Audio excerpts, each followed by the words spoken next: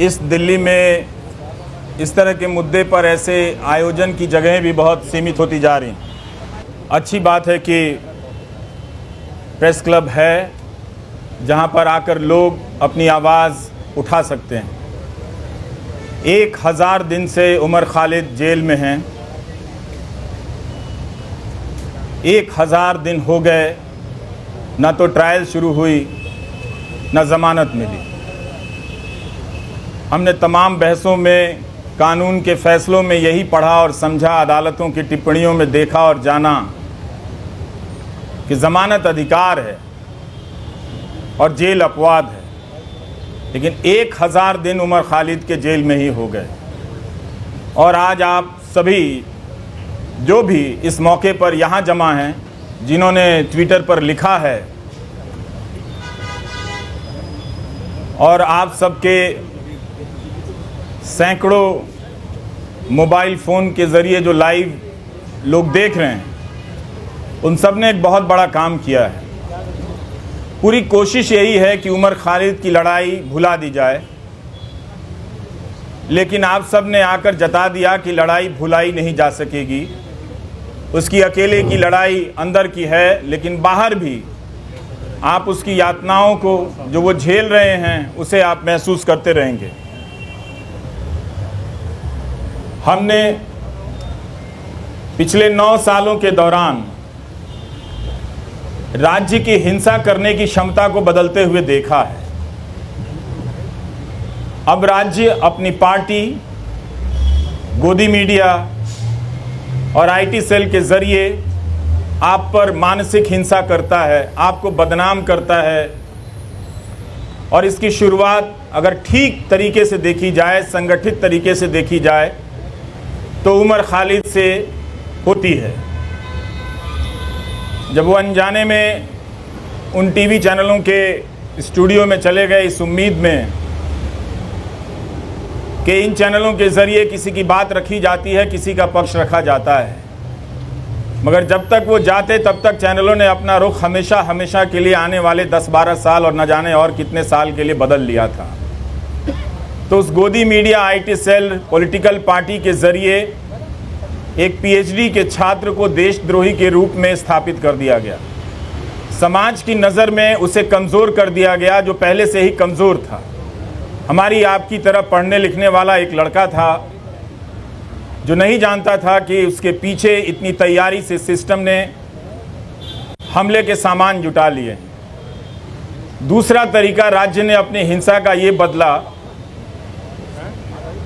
ये आप सभी जो सुन रहे हैं उसे समझना भी चाहिए कि पहले राज्य कानून की धाराओं की आड़ में छिपकर हिंसा करता था, लेकिन अब हिंसा करने के लिए वो कानून बनाने लगा है ताकि वो खुलकर हिंसा कर सके। ये बदलाव आया है और आज राज्य हम सब देख रहे हैं। सिर्फ उमर खालिद नहीं हैं, शोमा सेन भी हैं। भीमा कोरेगांव केस में 5 साल से अंडर ट्रायल हैं। जब बड़े बड़े न्यायाधीशों को अंडर ट्रायल के बारे में बोलते हुए सुनता हूं, तो मुझे लगता है कि यही 2-4 केस उन्हें भी नज़र नहीं आते होंगे, या उन्होंने भी अपनी सुविधा के हिसाब से इन कुछ केस को देखना सुनना बंद कर दिया है, इस तरह से कि ये केस छोड़कर बाकी और केस पर बोला जाए। तो कभी भी सबके सामने में है, सुप्रीम कोर्ट ने तमाम टिप्पणियां की है ज़मानत को लेकर, सबके सामने ये बात है, मगर कभी भी 1000 दिन तो सुनवाई चली है दिल्ली की निचली अदालतों में। बेतवा शर्मा ने लिखा है, और कोई 400-300 दिन दिल्ली हाई कोर्ट में इस तरह से ज़मानत को लेकर सुनवाई चलती रही है। इसके बाद भी ज़मानत एक इतनी मुश्किल उम्मीद इस लड़ाई में बनकर सामने आ गई है। यही उम्मीद कर सकते हैं कि कभी कभी न्याय व्यवस्था की अंतरात्मा किसी रात तो जगती होगी, और जब जग जाएगी तो देखेगी कि कानून के हाथ लंबे नहीं, उस कानून के हाथ रंगे हाथ भी होते हैं। उसे नज़र आएगा, वो बात समझ में आएगी कि क्या हो रहा है। हम सब ने यह भी देखा है कि मीडिया के स्पेस से उमर खालिद को धीरे धीरे पीछे की तरफ धकेल दिया गया, किनारे कर दिया गया, ताकि भुलाने की प्रक्रिया में तेज़ी आए। मैं अक्सर सोचता हूँ कि जो लोग शुरू में बोला करते थे, वो लोग आगे चलकर बोलने की प्रक्रिया से ऊब गए या उस प्रक्रिया के सहयात्री हो गए जिसने ये तय किया है कि हम जब किसी के साथ इस तरह की यातना करेंगे, खूंखार धाराओं में उसे बंद कर देंगे तो उसे भूल जाना होगा, उसे उसके हाल पर छोड़ देना होगा। उमर खालिद की जितनी भी तस्वीरें आईं इस दौरान, जहां भी छपी या चंद वीडियो में नज़र आए, मैंने एक हंसता हुआ लड़का देखा, लेकिन उस हंसी को देखकर अपने भीतर उदासी भर जाती थी कि हंसी जो है वो अपने लिए नहीं, वो हम सब के लिए छोड़कर जा रहा है कि आप शायद अपनी ज़िंदगी में सामान्य होंगे। इस वक्त एक ओवल में फालतू का मुकाबला चल रहा है, इंडिया ऑस्ट्रेलिया के मैच में ट्वीट करके अपने आप को क्रिकेट प्रेमी जता रहे होंगे। जता सकते हैं, बिल्कुल अपनी ज़िंदगी जी सकते हैं और ज़िंदगी को उसी रोशनी और संगीत के साथ जी सकते हैं, मगर याद करने का जो फ़र्ज़ था नागरिकों का बहुत लोगों ने भुलाया और ये होते हुए हमने देखा। उनके लिए एक ऐसा विषय बन गया जिस पर लिखना, जिस पर बोलना राज्य से टकराने के जैसा हो गया। वो अपना हिम्मत हारने लगे। लेकिन यहाँ आकर यही लगा कि शायद मैं उन 2-4 लोगों की परवाह कर रहा था। आप हज़ार लोगों को, सैकड़ों लोगों को नहीं देख रहा था जो आप राज्य से लड़ रहे हैं। राज्य कई तरह के सेंसर लगा रहा है, लेकिन फिर भी आप बातों को पहुंचाने के लिए अपने कैमरे हाथ में थाम कर उठा कर खड़े हैं। ये बहुत बड़ी बात है। मैं याद करना चाहता हूं उमर के साथ आज बेतवा शर्मा को भी, जिन्होंने दिल्ली दंगों के मामले में शानदार रिपोर्टिंग की, आज भी की है बेतवा ने, और पहले भी सफूरा के मामले में उन्होंने शानदार रिपोर्टिंग की, और जिसकी वजह से लोगों ने जाना कि नताशा नरवाल, देवांगना कालिता, इन सब के साथ क्या हो रहा है। इन्हें ज़मानत मिली, लेकिन उमर खालिद को ज़मानत नहीं मिली। हम इस केस के बारे में जिस तरह से आज बेतवा ने लिखा है कि दिल्ली पुलिस की गवाहियों में, उसकी दलीलों में कितने अंतर्विरोध, अंतर पाए गए हैं, ये सब डॉक्यूमेंटेड है। और आप सभी को पढ़ना चाहिए कि एक पत्रकार ने, और पत्रकारिता सीखने के लिए भी पढ़ना चाहिए कि अपनी उस बात को कहने के लिए बेतवा शर्मा और उनकी टीम ने कितने हज़ार पन्नों के दस्तावेज़ों को पलटा होगा, और उनके वकीलों ने जो उमर के साथ लड़ रहे हैं, उन लोगों ने कितनी कानून की किताबों को पलटा होगा कि इंसाफ और ज़मानत तक के दरवाजे तक उमर खालिद को ले जाएं।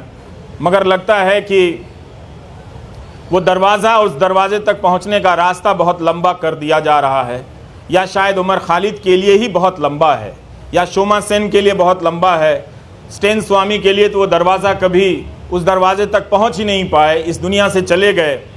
और भीमा कोरेगांव केस में क्या हो रहा है ये सब हम सब देख रहे हैं। नेहा मसीह ने कितनी बार इन सब चीज़ों को याद करने की ज़रूरत है। वॉशिंगटन पोस्ट के ज़रिए रिपोर्ट की कि भीमा कोरेगांव केस में लोगों के कंप्यूटर में फर्जी फाइलें डाल दी गईं, जिससे उन्हें प्रधानमंत्री की हत्या की कथित साजिश के आरोप में आरोपी बनाया जा सके, और लोग इन धाराओं में, इस मामले में कई महीनों से जेल में हैं। इसलिए उमर को याद करना, उमर के साथ साथ इन तमाम मामलों में बंद कर दिए गए लोगों को याद करना भी है। और ये अच्छी बात है कि रोना विल्सन को कोई याद नहीं कर पाता है, शोमा सेन को कोई याद नहीं कर पाता है। वो कुछ बंदिशें लगी हैं, याद करने वालों ने अपने लिए कुछ कायदा चुन लिया है कि हम इन्हें याद करेंगे, इन्हें याद करने में ज़्यादा सुरक्षा है, इन्हें याद करने में ज़्यादा ख़तरा है, तो वो अपनी सुविधा के हिसाब से किसी को याद करते हैं, किसी को याद नहीं करते हैं। तो उसमें उमर खालिद की जगह अब भी ऐसी बनी हुई है, आप लोगों ने बना कर रखा है कि आप लोग उसे याद करेंगे, और जब भी उसे याद करेंगे उसके चेहरे के साथ साथ इन सभी चेहरों का चेहरा सामने आएगा। और आपके पिता SQR इलियासी जी, जब हम अपनी रिपोर्टिंग की दुनिया में कदम रख रहे थे, तो आपके पास न जाने कितनी मर्तबा हम लोग अपने कैमरे को लेकर गए हैं, और एक ज़िम्मेदार नागरिक के तौर पर आपके बयान लेने के लिए मैंने आपकी चौखट पर तमाम बड़े मीडिया को देखा है, जो अब शायद आपसे दूरी बनाता होगा, किसी एहतियात की चिंता में या किसी सरकार की चिंता में, वो जो भी है। लेकिन प्रेस क्लब की ये सभा आश्वस्त करती है कि राज्य के पास ताकत तो बहुत है, लेकिन आप लोगों के पास इरादे भी कुछ कम नहीं हैं। आप लोग याद कर रहे हैं उसे, इस 1000 दिन को आपने यूं खाली जाने नहीं दिया। याद करके बता दिया कि नाइंसाफ़ियाँ जहाँ जहाँ दर्ज है हम उन्हें पहचानते रहेंगे, उनके बारे में हम लौटते रहेंगे और लोगों को बताते रहेंगे। हम और आप यही काम कर सकते हैं, इस उम्मीद में कि कभी ना कभी किसी का ईमान जागेगा, और ईमान जागता है और लोग उन फैसलों को पलट कर देखेंगे, उन गवाहियों को देखेंगे। दिल्ली पुलिस में भी बहुत सारे अच्छे लोग हैं, वो लोग समझेंगे कि उनके हाथ से किस तरह की नाइंसाफ़ी हो रही है। उनकी रातों की नींद भी खराब होगी किसी वक्त में, जब वो खुद किसी नाइंसाफ़ी के दौर से गुजर रहे होंगे, तो अपने द्वारा की गई नाइंसाफ़ियों को याद तो करेंगे ही। हम सब याद करते हैं, वो भी इंसान है, वो भी याद करेंगे। लेकिन उमर खालिद के लिए लगता है कि सब कुछ एक कठोर दरवाज़ा बना दिया गया है, लकड़ी का ऐसा दरवाज़ा जहां इंसान नहीं खड़ा है, लकड़ी का कुछ लकड़ी की मूर्तियां ही बनी हुई हैं, वही फैसले ले रही हैं, उनका शायद दिल नहीं धड़कता है। हम कोशिश करते रहेंगे कि उमर खालिद के साथ जो मामला है उसको उठाते रहें, आप लोग बोलते रहें। बोलने के लिए बहुत ज़रूरी है कि इस केस के डिटेल में जाएं, जिस तरह से बेतवा शर्मा ने आज रिपोर्टिंग की है। इतनी बड़ी मीडिया की फ़ौज है इस दिल्ली शहर में, पूरे देश की मीडिया को ख़त्म कर दिया गया कि दिल्ली में मीडिया है, क्योंकि नेशनल मीडिया है, वो राज्यों और ज़िलों की परवाह करता है। लेकिन अंत में ये नेशनल मीडिया भी ख़त्म हो गया और आज आपके बीच उसकी मौजूदगी नज़र नहीं आती है। कोई हाथ उठाकर नहीं कह सकता कि हाँ वो यहाँ पर खड़ा है, उसके चैनल पर उसका लाइव प्रसारण हो रहा है। अगर कोई ऐसा है तो उसके लिए ताली बजा दीजिएगा, नहीं तो आप सब अपनी निष्ठा और अपने कर्तव्य निष्ठा के प्रति खुद ही ताली बजा लीजिए, आपके लिए तो कोई आएगा नहीं। इस धूप में आप लोगों ने इतनी मेहनत की है, बहुत बहुत शुक्रिया कि हम सब ने आज उमर खालिद को याद किया है। ट्विटर पर जिन लोगों ने लिखा है जो यहाँ नहीं आए हैं, उनकी सॉलिडारिटी को भी स्वीकार करना चाहिए, उसे भी मंजूर करना चाहिए, उसे भी एक तरह से उसकी पहचान होनी चाहिए। कैसे तमाम अनजान लोगों के ज़रिए भी ये बात दुनिया तक फैलती है कि एक नौजवान लड़के को, जिसकी पीएचडी ही, चार्जशीट से पहले अदालतें उसकी पीएचडी पढ़ लें तो उसके बारे में नज़रिया बदल सकता है। लोग देख सकते हैं कि वो एक छात्र के रूप में कैसा रहा होगा। उमर खालिद की दोस्त आकांक्षा अपेक्षा प्रियदर्शनी का मैं एक नोट पढ़ रहा था कि जब वो मिलने गई और उमर खालिद ने बताया कि कोविड के दौरान सुप्रीम कोर्ट के आदेश से कई लोगों को जेल से बाहर जाने की इजाज़त दी गई, और जब वो लौट कर आए तो उन्होंने पूछा कि आप अभी तक यहीं हैं। मतलब उस महामारी में भी किसी को ये याद रहा कि इस एक कोई उमर खालिद है जिसे बाहर नहीं भेजना है। उस महामारी में भी उसकी पहचान याद रखी गई, उसकी निशानदेही को याद रखा गया। इस तरह की नाइंसाफ़ियाँ जो एक आम कैदी को मिलनी चाहिए, वो भी उसे नहीं मिलती नज़र आ रही। ये बहुत चिंता की बात है।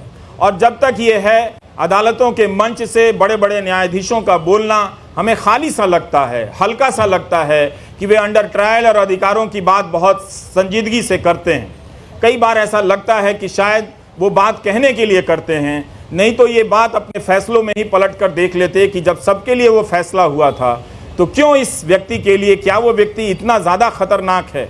मीडिया अगर धारणा बना देगा, गोदी मीडिया का एक एंकर रोज़ दंगाई मानसिकता फैलाता है, उसके खिलाफ कोई कार्रवाई नहीं हुई, और उस तरह के एंकरों से किसी को देशद्रोही बना दिया जाता है, उस पर राज्य व्यवस्था और न्याय व्यवस्था उसे लेकर इतना क्रूर हो जाती है, कोई दया भी नहीं दिखाती है, उसका प्रदर्शन नहीं करती है। हमारे तमाम न्यूज़ चैनलों के एंकरों ने बुलंदशहर के मामले में क्या हाल किया, आप सभी ने देखा होगा। वो कल्पना कर लेते हैं कि मूर्तियां जिन्होंने खंडित की वो किस समुदाय के हों, वो रिपोर्टिंग अब नहीं करते हैं। इसी तरह से उन्होंने उमर खालिद के बारे में कल्पना कर ली और उसे वास्तविकता में बदल दिया। ये तो गनीमत है कि वहाँ की पुलिस डिपार्टमेंट को ये बात समझ में आ गई कि कुछ खतरनाक चीज़ें हैं। वो अपराधी पकड़े गए और उनके धर्म का नाम का धर्म कुछ और निकल आया। नहीं तो पता नहीं वो एंकर उस घटना के बहाने इस समाज में कितनी जहर और कितना आग फैला दिया होता, और किस तरह के खेल खेले जा रहे हैं इस तरह से। तो इन बातों को देखना है, समझना है कि उमर खालिद एक बहुत बड़ी साजिश का शिकार हुआ है, जिसके तहत तंत्र ने अपना पहला परीक्षण किया कि क्या किसी निर्दोष छात्र को इस तरह से चिन्हित कर, देशद्रोही बताकर, उसे एक तरह से देश के लिए खतरे के रूप में प्रोजेक्ट कर उसे जेल की सलाखों के पीछे भेजा जा सकता है। और ये उनका परीक्षण उमर खालिद के मामले को देखकर या भीमा कोरेगांव के केस को देखकर लगता है कि सफल हुआ। सत्ता ने लोक लाज की परवाह भी छोड़ दी है। स्टेन स्वामी के निधन के बाद भी उसे कोई फर्क नहीं पड़ा, किसी बात का कोई फर्क नहीं पड़ रहा। यही आज की सरकार का उसकी समझ है या उसकी पहचान है। हम सबको ये नोट करने की बहुत ज़रूरत है। उन एंकरों को कुछ नहीं होता जो दिन रात दंगा फैलाते हैं, दिन रात अनाप शनाप दूसरे समुदाय के बारे में कहते हैं। लेकिन दंगा भड़काने के आरोप में एक पीएचडी के छात्र को सलाखों के पीछे भेज दिया गया, जिसके मामले में ट्रायल शुरू नहीं हुई है और ना ही चार्जशीट वगैरह इन सब ये चीज़ें पेश हुई हैं, ना जमानत मिली है इस मामले में। तो हमें ये इस अंतर को पहचानना है कि कुछ लोगों को दंगा फैलाने की खुली छूट मिली हुई है। गोली मारने के नारे लगाए जा रहे थे। वो कौन लोग थे जो इस कानून को लेकर आए और आज तक इस कानून को लागू नहीं कर सके? इस कानून को लागू करने के नियम तक नहीं बनाए गए। लेकिन 2019 के दिसंबर में आप जाकर देखिए लौटकर, तो इस तरह से सब कोई चिल्लाता था, चीखता था सरकार की तरफ से कि इस कानून को सूर्योदय से पहले ही लागू हो जाना चाहिए, ताकि दिन के निकलने से, सूरज के निकलने के साथ ही हम सब इसे लागू करें और देश को बचा लें। मगर अब उस कानून का नाम वो उन इलाकों में ही जाकर नहीं लेते। अब उस कानून का खौफ मणिपुर में भी पैदा हो गया है। वहाँ भी कुकी जनजाति के लोग इस बात से चिंतित हैं, घबराए हुए हैं कि क्या कहीं ऐसा होगा कि हमें भी एनआरसी की यातनाओं से गुजरना होगा। तो मणिपुर को लेकर देख लीजिए या दिल्ली दंगों को लेकर, जिसकी जवाबदेही तय होनी चाहिए थी गृह मंत्री की, उनकी जवाबदेही तय नहीं हुई, आज तक तय नहीं हुई। गोली मारने के जो नारे लगा रहे थे उनका मंत्रिमंडल में प्रमोशन हो जाता है।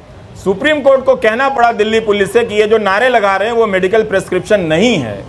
इसके बाद भी जो व्यक्ति शांति की अपील करता रहा, शांति की बातें करता रहा, वो दंगों की साजिश के आरोप में जेल में इस तरह से बंद कर दिया गया है। तो इस 1000 दिन को आप याद रखें। ये 1000 दिन सिर्फ उम्र के नहीं हैं, ये 1000 दिन भारतीय नागरिक समाज, न्याय व्यवस्था के अफसोस के दिन भी हैं, उनके शर्म के भी दिन हैं। नमस्कार, थैंक यू।